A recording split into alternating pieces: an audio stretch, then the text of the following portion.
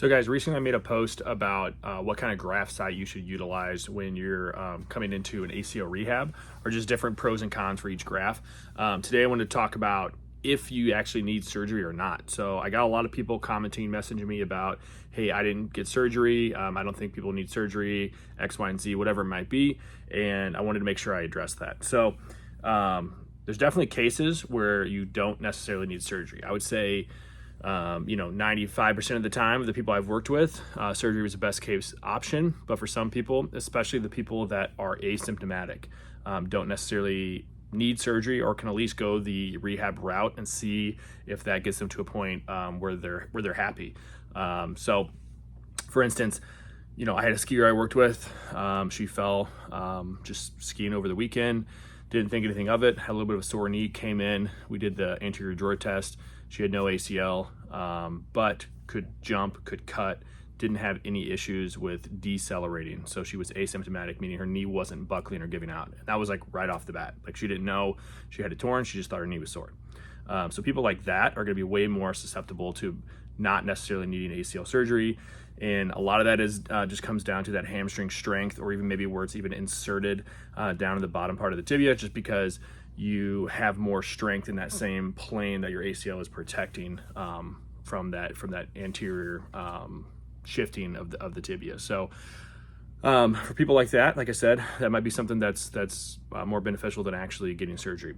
Also, depending on what you want to do with it. So if you're a high-level competitive athlete and you're being symptomatic, maybe your knee's giving out, and you want to get back to high-level sports, you're probably going to need some surgery because your knee's already giving out, and it's going to be very hard to build up that enough strength to get you back to the elite level that you were before when you had that intact ACL.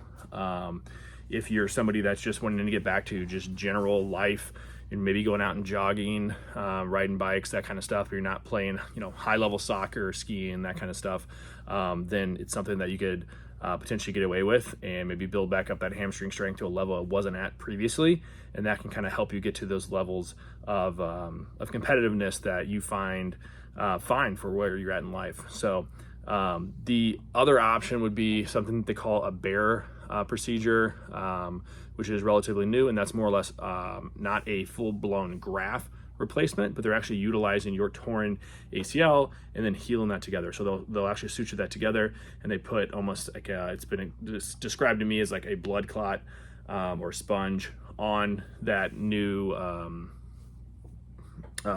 keep wanting to say incision, but that new graft, or whatever you want to call it, and letting it heal itself. Usually this is only done when that tear is really close to the bone, because they can actually get that to almost reattach to the bone versus right in the middle of the ACL, which a lot of times the ACL tears, ruptures are generally in the middle. So again, it's going to be very dependent on your injury and just overall what your goals are. So make sure you're discussing this with your surgeon when you get your MRI. They'll have a better idea of kind of potentially where that tear is, obviously your overall goals, and then just how you're feeling, if you're able to get around or not. So I do know people that skied in the Olympics without ACLs. I know there's multiple people in the NBA that are competing without ACLs, and they're perfectly fine, but that's not the majority. So, go into it knowing that is an option potentially, but it really is just dependent on you and how your body reacts to it. So good luck out there.